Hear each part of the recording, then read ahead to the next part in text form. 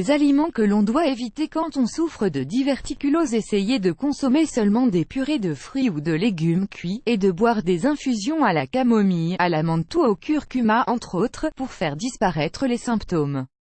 La diverticulose est une infection qui se caractérise par la présence de nombreuses cavités sur les parois du côlon, semblables à de petites poches, qui causent des troubles et des douleurs lorsque l'on consomme certains aliments. À la lecture de cet article, vous saurez quels sont les aliments que vous devez éviter si vous avez ce problème. Ce qu'il faut savoir sur la diverticulose. Comme nous l'avons mentionné plus haut, elle se caractérise par la présence de petites poches, de petites hernies ou de proéminences sur la portion du gros intestin qui correspond au côlon. Il s'agit d'une affection courante qui ne présente pas de symptômes, à l'exception de la présence de déchets ou de particules d'aliments qui restent pris à l'intérieur de ces protubérances ou diverticules, qui finissent par se remplir de bactéries. C'est alors que surviennent des douleurs sur la partie gauche au bas de l'abdomen et qui en sont les premiers signes. Il faut également observer la survenue de diarrhée en alternance avec des épisodes de constipation, de fièvre, de nausées, de vomissements, etc.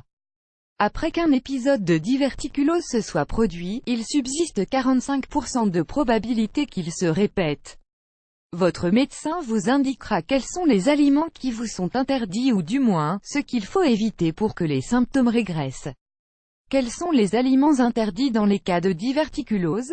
Les céréales. Évitez de consommer des dérivés des céréales comme les pop-corn ou grains de maïs soufflés, le pain de maïs, les flocons d'avoine, ou tout aliment à base de son ou de riz complet. Ils contiennent tous beaucoup de fibres qui sont difficiles à digérer et qui pourraient s'accrocher aux diverticules et en aggraver les symptômes. Pour les substituer, optez pour des céréales raffinées comme les pâtes, le riz, les aliments à base de céréales préparées au four ou les biscuits à base de farine blanche raffinée. Les fruits et les légumes. Il est bien vrai que l'on ne peut pas vivre sans l'apport de ces aliments-là, mais il est préférable de ne pas en manger tant que les symptômes persistent. Évitez les fruits secs, comme les pruneaux, qui contiennent une grande quantité de fibres. Ne mangez pas de baies car leurs pépins sont peu digestes. Évitez également les crucifères comme le brocoli, le chou ou le chou-fleur. Ne buvez pas les jus de fruits qui contiennent la pulpe du fruit et assurez-vous de bien cuire tous les légumes avant de les consommer, ainsi vous absorberez moins de fibres et vous digérerez mieux. Évitez aussi tous les fruits frais, sauf les pêches, les avocats, le melon et la banane. Pour le reste des fruits, veillez toujours à leur enlever la peau et le moindre pépin.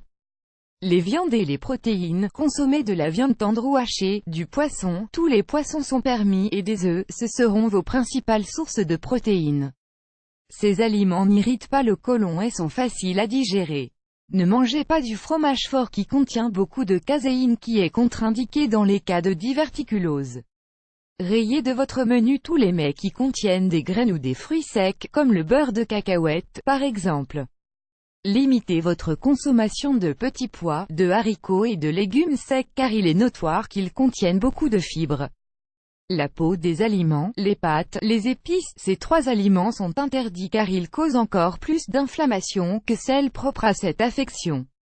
Autrement dit, les fruits, les légumes ou les viandes doivent être totalement débarrassés de leur peau.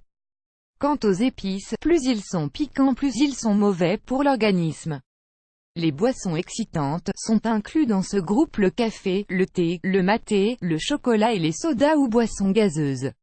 Toutes ces boissons irritent l'intestin. Pour ce qui est de la caféine qui est contenue dans presque toutes ces boissons, elle fait se contracter les muscles du côlon, elles peuvent même déshydrater les selles et fomenter la constipation. S'il vous est difficile de vous passer du café, commencez par vous habituer à prendre du café décaféiné, mais cependant tâchez de vous en passer le plus vite possible. D'autres conseils pour traiter la diverticulose: buvez une grande quantité d'eau, de 6 à 8 verres d'eau par jour. Allez aux toilettes dès que vous en ressentez le besoin, vous retenir ne ferait qu'empirer la situation. Faites de l'exercice pour renforcer les muscles des jambes et des hanches, ainsi que ceux du côlon, afin de faciliter l'évacuation.